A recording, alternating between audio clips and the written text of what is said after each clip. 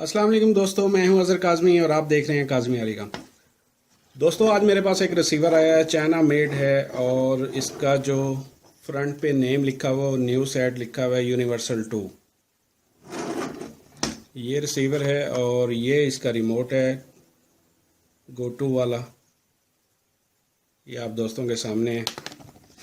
ये simple wifi वाला receiver है, देख सकते हैं, सिंपल वाईफाई वाला रिसीवर है।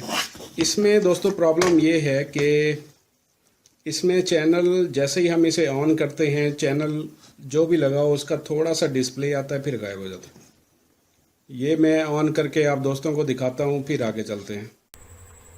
जी दोस्तों, मैंने इस पे केबल लगाई हुई है और ये डिस्प्ले आपके सामने है। अब ये चैनल जैसे एयर वाइज देखा आपने, 1 सेकंड आया चला गया, दूसरा चैनल चेंज किया है, ये देखें ये 2 सेकंड आया तकरीबन चला गया, डिस्प्ले गायब हो जाता है। ये देखें एयरवे डिजिटल डिस्प्ले आता है चला जाता है, आता है चला जाता है, लेकिन इसका जो मेन्यू का डिस्प्ले है वो ऑन रहता है। सिर्फ जो चैनल का डिस्प्ले है, वीडियो डिस्प्ले है, वो इससे चला जाता है। इस तरह का जो इसमें फॉल्ट है ये आपको क्लियर हो गया होगा। अब चलते हैं जो है नेक्स्ट प्रोसेस की तरफ। जी दोस्तों, फॉल्ट आपने देख लिया। अब बारी आती है इसे ओपन करने की। इसके स्क्रू मैंने खोल लिए हैं और इसको ओपन कर लेते हैं।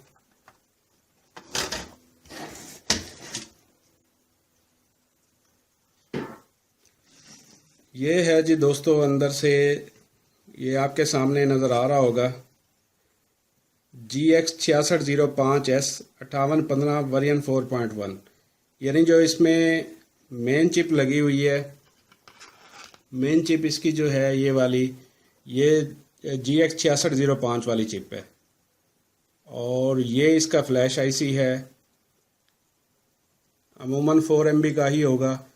इस पे ऑलरेडी वर्क किया गया है, इसको उतार के दोबारा रिसोल्ट किया गया है। शायद किसी ने इस पे सॉफ्टवेयर करने की ट्राई की है, लेकिन उनसे मसला हल नहीं हुआ, तो फिर ये मेरे पास आया है। ये इसका मेन बोर्ड है, आपको नज़र आ रहा होगा, GX6605 वाला बोर्ड है।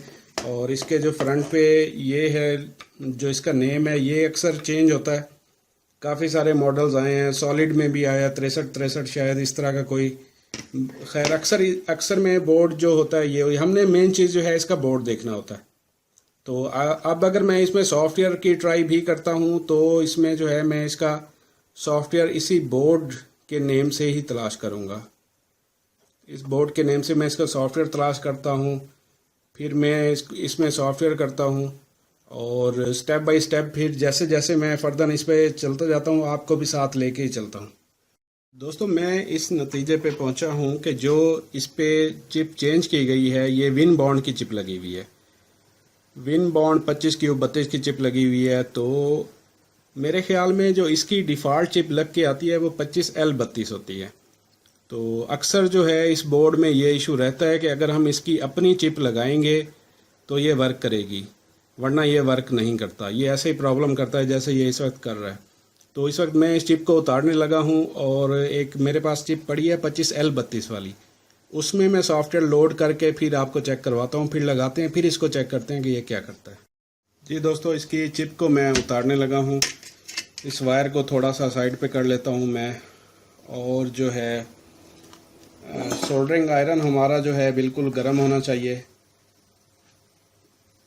और इसका चिप का उतारने का तरीका ये है कि इसकी जो दोनों साइडें हैं ना, वो आपने कली लगा देनी है, या सोल्डरिंग से आपने इसके फ्लैश आईसी के जो भी 4 पॉइंट्स हैं उन सबको जो है आपने शॉर्ट कर लेना आपस में। ये मैंने इस वक्त कर लिया है और अब बारी आती है इसे उतारने की। तो आपने पहले एक साइड पे अपना सोल्डरिंग आयरन रखना है और फिर दूसरी साइड पे रखना है, तो इस चिप को आपने उतार लेना है। उसके बाद आपने सोल्डरिंग आयरन से इस बोर्ड की सफाई कर देनी है। चिप उतारने में बिल्कुल टाइम नहीं लगता, जस्ट आपका जो सोल्डरिंग आयरन है वो गर्म होना चाहिए।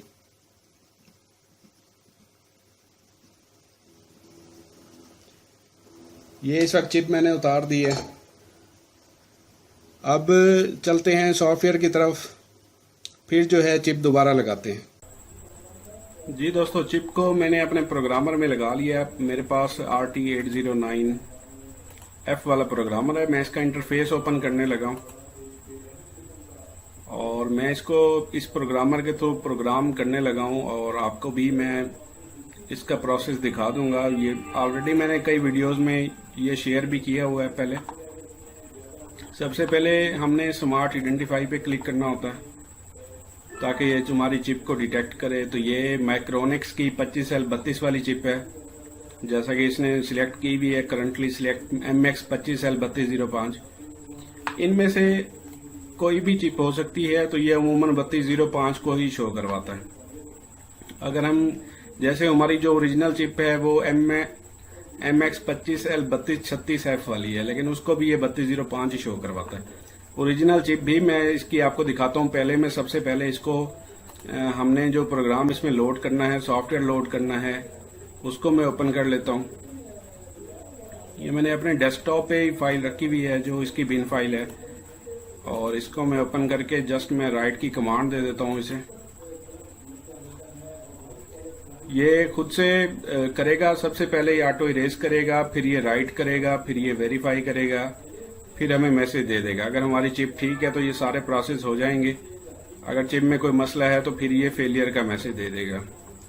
दोस्तों, इसकी जो ओरिजिनल चिप लगी हुई है, इस मॉडल में जो ओरिजिनल चिप लग के आई है वो मैं आपको दिखाता हूँ।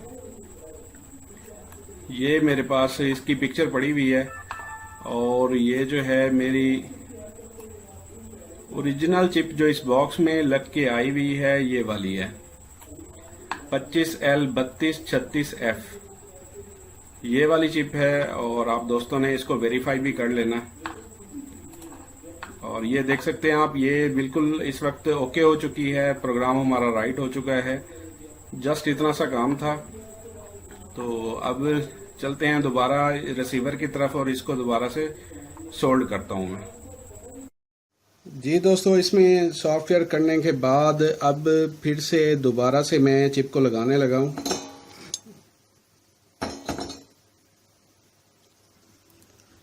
मैं कोशिश कर रहा हूं आपको जो है व्यू थोड़ा क्लियर नज़र आए। बहरहाल मैं इस चिप को दोबारा से लगाने लगा हूं और इसमें जो है मैंने 1 नंबर और 8 नंबर का ख्याल करना होता है। वीडियो में आपको सही नज़र नहीं आएगा, वरना फिर आपको मैं यहाँ पे दिखाता कि 1 नंबर और 8 नंबर का हमने ख्याल करना होता है।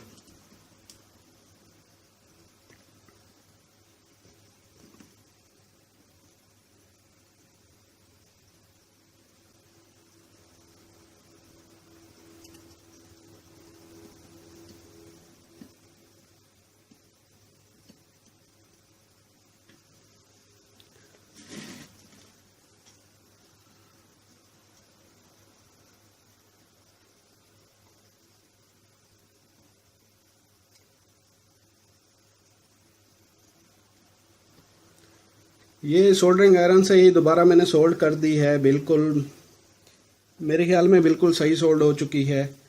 एहतियातन हम इसको मैग्नीफायर से वैसे हम चेक कर लेते होते हैं। ये जो 25L32 वाली चिप होती है थोड़ी सी बारीक चिप होती है और इसकी टांगें भी थोड़ी सी छोटी होती हैं बनिस्बत विन बाउंड के।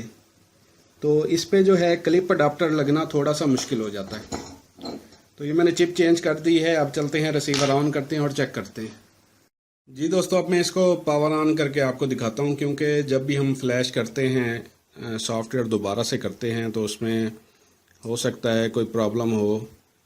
तो इसको चेक कर लेते हैं। अगर ये बूट से आगे चला जाता है फिर मैं इसको डिस्क के साथ कनेक्ट करके, ये देखें ये बिल्कुल आगे चला गया है। और अब मैं इसको डिस्क पे कनेक्ट करके तो इसके हम चैनल्स वेरीफाई कर लेते हैं कि पहले जो मसला आ रहा था रुक रुक के चल रहे थे, अब वैसा है कि नहीं है। तो मैं केबल कनेक्ट कर लेता हूँ फिर आपको दिखाता हूँ। जी दोस्तों, फाइनली इसे मैंने डिश केबल के साथ कनेक्ट कर दिया है और डिस्प्ले ये आपके सामने है। और ये मैंने चेक कर लिया है, बिल्कुल ठीक है। और डिस्प्ले इस पे रुक चुका है जैसा कि आपके सामने है। चैनल भी चेंज करते हैं तो डिस्प्ले बिल्कुल स्मूथ डिस्प्ले आ रहा है इस पे।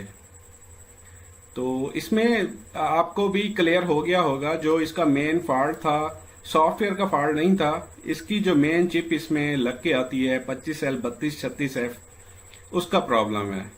तो आप दोस्तों को मैं सजेस्ट करूंगा, आप दोस्तों ने ख्याल करना है, जिन जिन दोस्तों के पास इस जैसा बॉक्स है GX6605 वाला बॉक्स है, तो मैं उनको कहूंगा कि वो चिप को तब्दील ना करवाएं, क्योंकि अक्सर ऐसा होता है अगर आपका बॉक्स जो है रॉन्ग सॉफ्टवेयर की वजह से ख़राब हो जाता है, डेड हो जाता है, या किसी और वजह से आप अपना सॉफ्टवेयर अपग्रेड कराने किसी मैकेनिक के पास जाते हैं, तो वो मैकेनिक सबसे पहला काम यही करता है कि आपकी चिप को रिप्लेस कर देता है। तो आप लोगों ने ख्याल करना है चिप को रिप्लेस नहीं कराना, क्योंकि यह चिप मार्केट में अवेलेबल नहीं है और नहीं मिलती। मैंने एक ही चिप अपने लिए टेस्टिंग के लिए संभाल के रखी थी, तो उसके ज़रिए मैं ही टेस्ट कर लेता होता हूँ। उम्मीद करता हूँ दोस्तों आज की ये वीडियो आप के लिए काफ़ी हेल्पफुल रहेगी, क्योंकि मैंने इसमें बिल्कुल मुकम्मल डिटेल से सारा कुछ बता दिया है कि एक अननोन बंदा भी इसे देख के सारा कुछ जान सकता है कि रिसीवर को ठीक कैसे किया जाता है और इस रिसीवर के साथ क्या इशू है। तो उम्मीद करता हूँ आप दोस्त ये वीडियो लाइक ज़रूर करेंगे और काफ़ी सारे दोस्तों के लिए उम्मीद है हेल्पफुल रहेगी। फिर भी अगर आपका कोई सवाल हो तो कमेंट कीजिएगा, इंशाल्लाह मैं आपको रिप्लाई करूँगा।